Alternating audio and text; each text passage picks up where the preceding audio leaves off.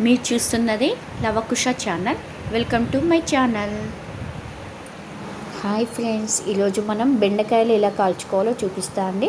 దీనికోసం కొన్ని బెండకాయలు లేతవి చిన్నవి తీసుకొని ఇలా మనము మధ్యలో కాటు పెట్టుకొని దాంట్లో కొంచెం సాల్ట్ రాసి ఉంచుకోవాలండి.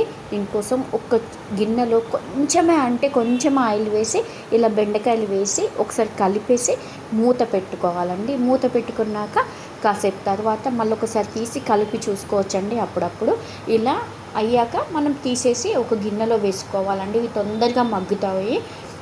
దీనిపైన కొంచెం ఉప్పు జల్లేసి మనం కొంచెం ఒకసారి దీన్ని గిన్నెతో ఇలా ఎగిరేయాలండి. వేస్తే అంతటికి ఉప్పు పడుతుంది.